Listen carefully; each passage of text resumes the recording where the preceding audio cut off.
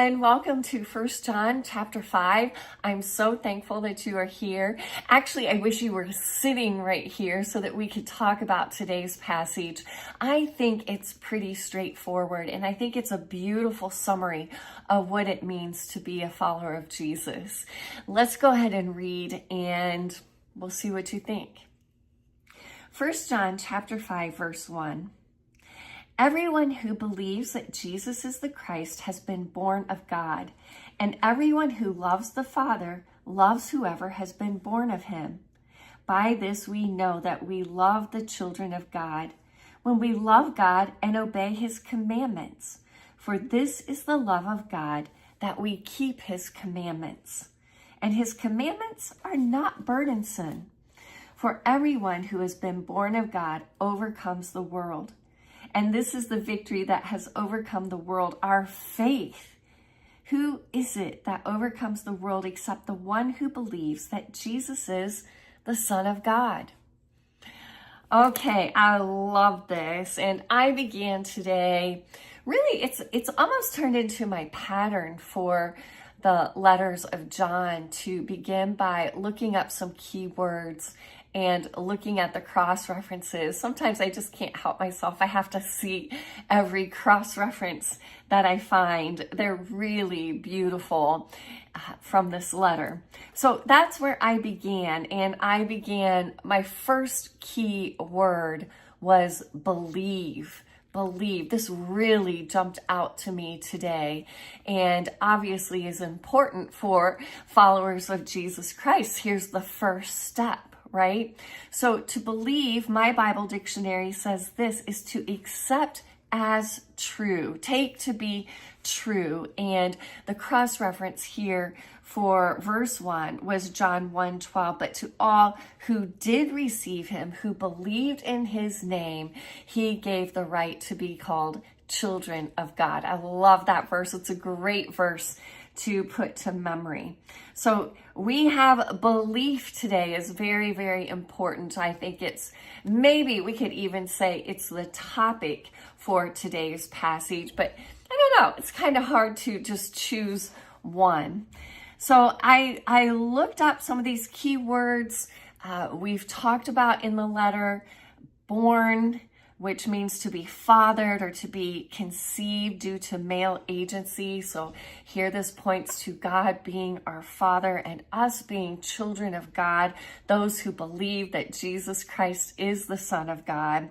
So that word born, of course, the word love is repeated again here in today's passage, to have great affection or care for or loyalty towards. And then we have the word obey. Obey. This means to do, to act on something, to carry out or perform an action or course of action, to do what God is asking us to do what? His commandments. That's a command, an authoritative direction or instruction to do something. And Jesus himself, these words come straight from Jesus. John, as we know, was the beloved of Jesus. He was a follower of Jesus. He was one of the apostles, and he heard Jesus say this, John 14:15, if you love me, you will keep my commandments. All right, John 14:15. If you love me, you will keep my commandments. All right, John 8:42. This was a cross reference for love. Jesus said to them, if God were your Father, you would love me. For I came from God and I am here. I came not of my own accord, but he sent me. So Jesus said to them, if God were your Father, you would love me. All right, so that's where I began with those key words I defined. I looked up some cross references, and then I began asking questions. And my first question is that detective question, who? Who is this passage for? Everyone. So once I began by asking those questions, that word everyone just jumped off the page, and it means each. Everyone considered individually. So John is writing this letter to the church in first century, and he's saying, look, everyone who believes, and we'll unpack the what here in just a minute, but this everyone, it's just so important for us to remember that this speaks to John is speaking to each and every person as individuals. All right, we are all called to what? To believe and to love. This is an individual decision. Friend, I cannot believe in Jesus Christ as the Son of God for you, nor can you believe for me. We can't believe on behalf of someone else. Oh, we can pray for others to believe, but we can't actually do it for someone else. I think the same holds true for loving and obeying, some of these other ideas that John draws out in today's passage. Everyone who believes that Jesus is the Christ has been born of God. All right, that's the what. Everyone who believes Jesus is the Christ, and 2, loves God and loves Jesus and loves the children of God. Both of these things combined equals what? A child of God, someone who is born or fathered by God. All right. Again, I can't believe for you. I can't love God for you. I can't love others for you. Everyone, each of us as individuals are called to believe, to love, and then we're going to see obey too. Obedience comes out here. And we can ask that question, how? How do we know that we love God and love his children?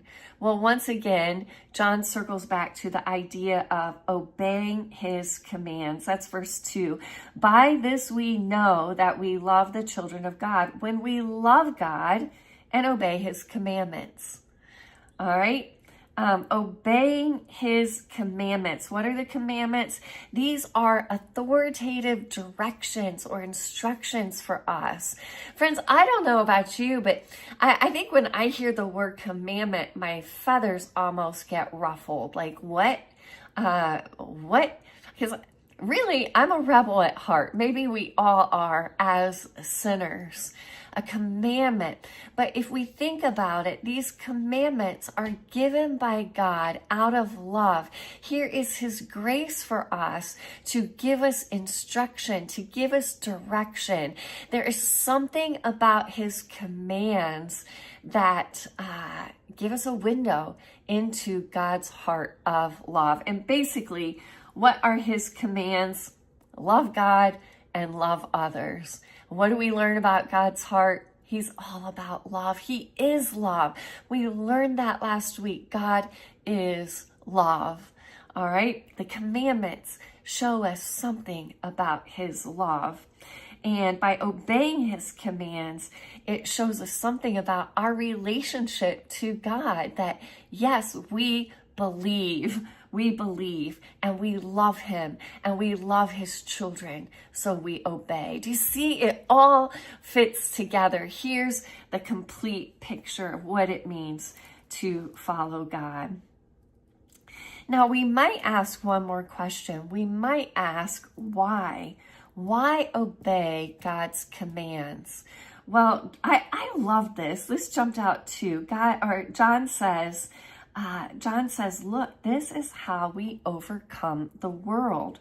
Verse 4, for everyone, there's that word everyone again, who has been born of God overcomes the world. And this is the victory that has overcome the world, our faith. Who is it that overcomes the world except the one who believes that Jesus is the Son of God? All right, so we need to understand, what does it mean to overcome the world? Well, to overcome is to defeat. It's to be victorious. It's to win in the battle or the conflict. This takes us to John 16:33, when Jesus said this, I have said these things to you, that in me you may have peace. In this world you will have tribulation, but take heart, I have overcome the world. So it is Jesus who has been victorious. It is Jesus who has won, who has overcome the world. And by us believing in him, by our faith, as John says in verse 4, and this is the victory that has overcome the world, our faith, by us believing that Jesus is the Son and that, yes, he has overcome the world. We overcome the world with him. Oh, friends, key here is our faith, is our belief. I almost think it's sandwich here. Like, I don't know that this is a true chiasm, these 5 verses of 1 John chapter 5, but we can almost look at it as a chiasm, that we have belief sandwiched on either side. And what's at the center? That's that yummy filling of an Oreo cookie, right? At the center is verse 3. For this is the love of God, that we keep his commandments. All right, so we have belief on either side, and then obedience, following God's instructions in the middle. Isn't that beautiful? Pretty straightforward, I think. Yeah, pretty straightforward. What I learned today, here's a follower of Christ. It's almost like a follower of Christ test. We can test ourselves. Are we followers of Christ? Number 1, do we believe? Do we have faith that Jesus is the Son of God? Number 2, do we love? Do we love God and love others? And number 3, do we obey? Because obedience overcomes the world. I love that. I love it when things are simple. Friends, I didn't want to stop there. I also wanted to ask that golden question. What is it we learn about who God is? Again, we see God fathers believers. God is the one who makes us children of God. This is his work. This is his grace. This is his love, that he fathers us, that he makes us children of God. Number 2, Jesus is the Christ. It is Jesus who saves.